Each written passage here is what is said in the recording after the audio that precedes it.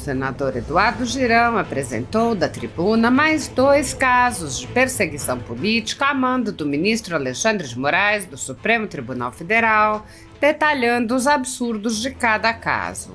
O senador falou logo após a senadora Rosana Martinelli, ela própria vítima da perseguição política do ministro, e manifestou sua solidariedade. Ele disse: na esteira do que falou agora nossa senadora Rosana, eu quero falar sobre cidadãos brasileiros perseguidos pelo ministro Alexandre de Moraes, Felipe Martins e a família Mantovani.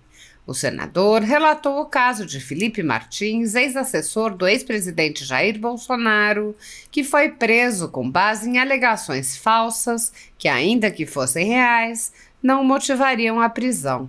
O senador apontou que Martins foi acusado de participar de uma trama golpista para manter o ex-presidente no poder. Girão comentou: esta é uma narrativa que o ministro Moraes vem procurando impor.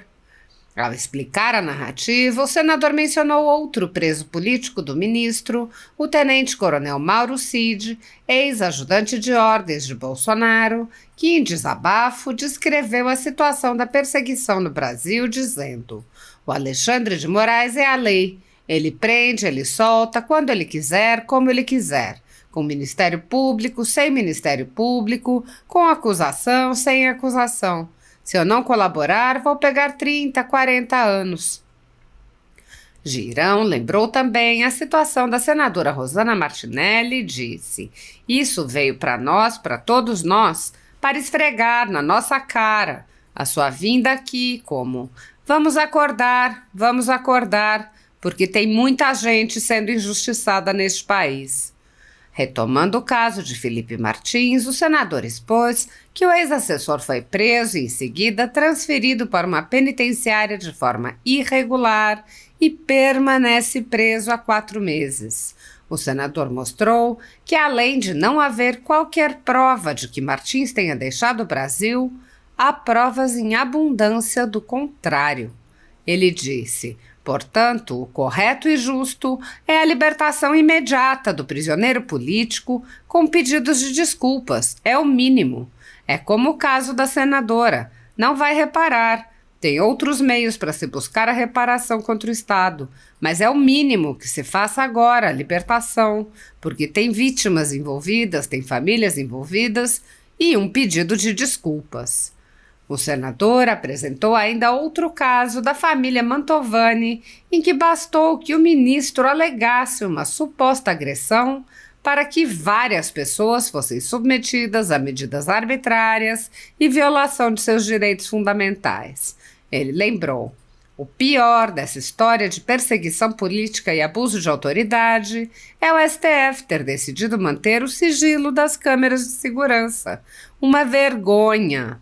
Então, a gente tem que parar com narrativa. Eduardo Girão se insurgiu contra o uso da Polícia Federal para a perseguição política. Ele disse: não pode se servir de algum grupamento dessa polícia, porque aí vira policialesco o Estado, um ministro do Supremo. Não se pode ter esse tipo de coisa. Ninguém é dono do Brasil. O Brasil tem uma Constituição. O Brasil tem uma Carta Magna. O Brasil tem um Senado Federal, o Brasil tem a Câmara, tem um Congresso Nacional. Precisa existir respeito entre as instituições, mas parece que não. Parece que um manda nos outros e faz o que quer como um ditador. E está na hora de acabar com isso. O senador disse: o Brasil precisa de pacificação e o fim desses inquéritos eu acredito que é um caminho seguro para a pacificação. O fim desses inquéritos ilegais, desses inquéritos que não tiveram da PGR aprovação no início, os inquéritos chamados por colegas do Supremo Tribunal Federal de inquéritos do fim do mundo. Que o Brasil respeite o nosso ordenamento jurídico e que o Senado possa fazer parte desse papel de pacificação. Muitos jornalistas e veículos conservadores vêm sendo implacavelmente perseguidos, como é o caso da Folha Política. Nossa sede, nossa residência foi invadida e todos os nossos equipamentos foram apreendidos a mando do ministro Alexandre de Moraes. À época, o jornalista Alexandre Garcia assinalou que algo semelhante só havia ocorrido na ditadura Vargas, não havendo qualquer exemplo parecido durante o tão falado regime militar. Mesmo em ditaduras consolidadas, não é comum que se apreendam todos os equipamentos em claríssima violação a tratados internacionais, como o Pacto de São José da Costa Rica. Posteriormente, a Folha Política foi alvo do ministro Luiz Felipe Salomão, que ordenou o confisco da renda de diversas pessoas, sites e canais conservadores para impedi-los de exercer suas atividades. Mais de 20 meses da renda dos veículos e comunicadores afetados seguem confiscados, enquanto o inquérito vai sendo transmitido de relator em relator. Outros jornalistas e comunicadores foram presos sob alegações como a de sair do país sem saber que estavam sendo investigados. Um deles perdeu o movimento das pernas em um estranho acidente na cadeia enquanto estava preso por crime de opinião. Ao conseguir refúgio em outro país, viu sua família ter suas contas bloqueadas para que não pudessem receber doações de pessoas que se sensibilizam com a situação de seus filhos. Vários pedem há anos que apenas devolvam seus equipamentos eletrônicos, inclusive com as memórias de entes queridos e da própria família. Outros buscaram refúgio em outros países e são considerados foragidos e são alvo de campanhas de difamação pela velha imprensa. As medidas arbitrárias impostas aos jornalistas e comunicadores conservadores, por suas características processuais, violam diversos artigos da Constituição e também de tratados como a Declaração Universal de Direitos Humanos e o Pacto de São José da Costa Rica, que protegem a liberdade de expressão e vedam tribunais de exceção. Os exemplos são muitos e a perseguição não cessa. Casas invadidas, redes bloqueadas, censura, bloqueio de contas sem confisco de bens, cancelamento de passaporte, proibição de contato, entre outras. Nos inquéritos políticos conduzidos em cortes superiores, basta que parlamentares de extrema esquerda apresentem relatórios ou reportagens produzidos por pessoas suspeitas e interessadas, acompanhados de listas de pessoas a serem perseguidas, para que essas pessoas sejam privadas de direitos fundamentais. Se você apoia o trabalho da Folha Política e pode nos ajudar a continuar nosso trabalho, doe qualquer valor à empresa Raposo Fernandes através do Pix, usando o QR Code que está visível na tela ou com o código ajude@folhapolitica.org. Se preferir transferência ou depósito, a conta da empresa Raposo Fernandes está disponível na descrição deste vídeo e no comentário fixado no topo. Há mais de 10 anos, a Folha Política vem mostrando os eventos da política brasileira e dando voz a pessoas que o cartel midiático quer manter invisíveis. Pix ajude@folhapolitica.org. Assista. Exatamente sem saber por quê e sem ter vistas ao processo. Né? Com certeza. Então, muito obrigado. Obrigado, presidente. Muito obrigado, senadora Rosana Martinelli. O próximo orador inscrito é o senador Eduardo Girão.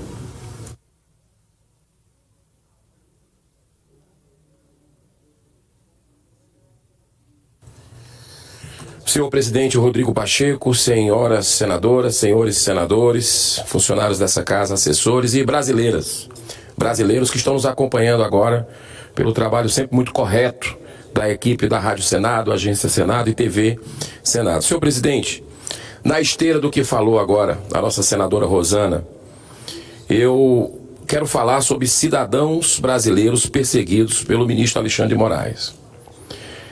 Felipe Martins e a família Mantovani.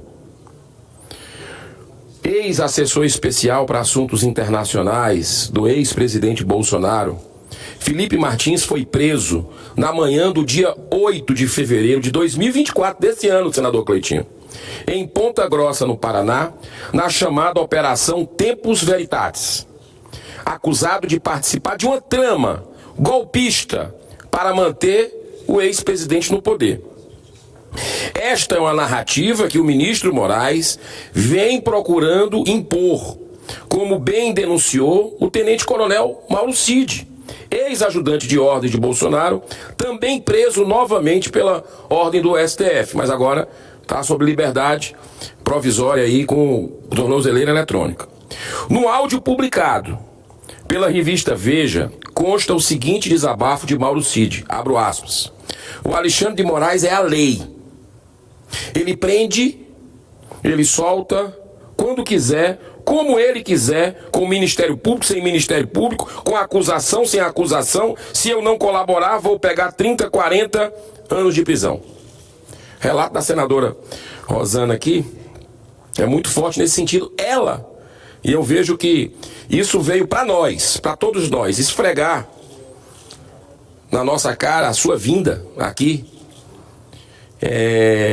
como que, tipo, vamos acordar porque tem muita gente sendo injustiçada nesse país. A senadora acabou de falar que não sabia do que estava sendo acusada, não tinha informação nenhuma. Uma cidadã brasileira, independente do que ela seja, se é empresária, se é uma cidadã brasileira. Felipe Garcia Martins Pereira, que eu nem conheço esse cidadão, presidente, eu só pela mídia, assumiu o cargo de assessor especial para assuntos internacionais da Presidência da República em nomeação feita em janeiro de 2019, no início do governo Bolsonaro. Ele estudou Relações Internacionais da Universidade de Brasília. Na sua função como assessor, Felipe Martins fazia a intermediação entre o ex-presidente e o Ministério das Relações Exteriores, com boa fluência em inglês e excelentes conhecimentos de geopolítica. Segundo a Polícia Federal, e aliás fica a minha solidariedade de novo, senadora Rosana, eu imagino o constrangimento, não sei se a senhora estava com a família, mas embarcar para uma viagem e ser avisada ali que está sem passaporte, está cancelado, está retido, é um negócio assim que não tem preço. Não tem preço o que a senhora sofreu e como é que vai reparar isso. Então, minha solidariedade à senhora. Mas, segundo a Polícia Federal, Felipe Martins foi mencionado por Mauro Cid como sendo aquele que teria entregue a Bolsonaro a tal minuta do golpe. Assim que foi preso, ele foi conduzido diretamente para a delegacia da Polícia Federal em Curitiba, a superintendência da PF. É o procedimento padrão para os presos provisórios ou preventivos, até que saia a decisão de recurso, que a defesa venha a protocolar, para o pedido de relaxamento da prisão provisória, que normalmente pode acontecer a qualquer momento dentro de 1 mês e meio. 45 dias, para então poder ser mantida uma prisão provisória, sem que haja qualquer ilegalidade. Foi em seguida transferido o senhor Felipe Martins para o Complexo Penal de Pinhais, de forma arbitrária e irregular, permanecendo preso, acredite se quiser, já há 4 meses. Agora vem uma coisa interessante que a gente precisa compreender a gravidade disso. Agora, o Departamento de Segurança Interna dos Estados Unidos confirma aquela especulação que foi preso porque estava fugindo, estava indo para os Estados Unidos, foi para os Estados Unidos. O Departamento de Segurança Interna dos Estados Unidos da América confirma que a última viagem de Felipe ao país aconteceu no dia 18 de setembro de 2022 para Nova York. E não em 30 de 12 de 2022, integrando a comitiva do presidente na época, conforme a acusação feita por Alexandre de Moraes. Olha só a verdade aparecendo. Além dessa declaração, existem outros comprovantes de que ele estava no Brasil, como recibo de Uber e passagem aérea para Curitiba. Portanto, o correto e justo é a libertação imediata do prisioneiro político, com pedidos de desculpas. É o mínimo. É como o caso da senadora, não vai reparar. Tem outros meios para se buscar a reparação contra o Estado. Mas é o mínimo que se faça agora, a libertação, porque tem vítimas envolvidas, tem famílias envolvidas, e um pedido de desculpa. Além dessa declaração, existem, eu quero falar aqui. Outro caso, voltando aqui, outro caso é o da agressão sofrida pelo ministro Alexandre de Moraes no aeroporto de Roma, a suposta agressão, no dia 14 de julho de 2023. Foram acusados Roberto Mantovani Filho e sua esposa, que teriam chamado o ministro de bandido e comunista e até agredido fisicamente o filho de Moraes, Alexandre Barsi. Ó, eu sou contra qualquer tipo de violência, qualquer. Nem na verbal, nada, absoluta. Mas a gente precisa investigar o que está acontecendo isso. Está correto que está acontecendo isso. Está dentro do ordenamento jurídico. Foram acusados Roberto Mantovani e sua esposa, né? Que teriam chamado, como eu disse, de bandido e comunista. Quando a família desembarcou em São Paulo, já foram abordados pela Polícia Federal, seguindo ordens do ministro com um objetivo claro de intimidação. A defesa dos acusados nunca conseguiu ter acesso às câmeras de segurança do aeroporto de Roma, que é a principal prova material dos autos. Agora, a Polícia Federal concluiu agora as investigações. Houve, sabe o quê? Apenas injúria, mas ninguém foi indiciado por ser um crime de baixo poder ofensivo. Mas o pior demais essa história de perseguição política e abuso de autoridade é o STF ter decidido manter em sigilo o sigilo das câmaras de segurança. Uma vergonha. Então, a gente tem que parar com narrativa. A Polícia Federal é uma instituição que tem uma história que a gente tem que tirar o chapéu. Uma trajetória fantástica, o conjunto da obra é fantástico. Não pode se servir de algum grupamento dessa polícia, porque aí vira policialesco o Estado, um ministro do Supremo. Não se pode ter esse tipo de coisa. Ninguém é dono do Brasil. O Brasil tem uma Constituição. O Brasil tem uma Carta Magna. O Brasil tem um Senado Federal. O Brasil tem a Câmara, tem um Congresso Nacional. Precisa existir respeito entre as instituições, mas parece que não. Que um que manda nos outros e faz o que quer, como um ditador. E está na hora de acabar com isso. Senhor presidente, eu não vou nem lhe pedir mais tempo. Eu só quero muitos brasileiros orando para acabar com isso. Para acabar com isso. O Brasil precisa de pacificação, senhor presidente. E o fim desses inquéritos, eu acredito que é um caminho seguro dessa pacificação, desses inquéritos ilegais, desses inquéritos que não tiveram da PGR a aprovação no início, os inquéritos chamados por colegas de fim do mundo, colegas do Supremo Tribunal Federal deles, de inquéritos do fim do mundo, que o Brasil respeite o nosso ordenamento jurídico, que o Senado possa fazer parte desse papel de pacificação. Muito obrigado, senhor presidente. Muito obrigado, senador Eduardo Girão.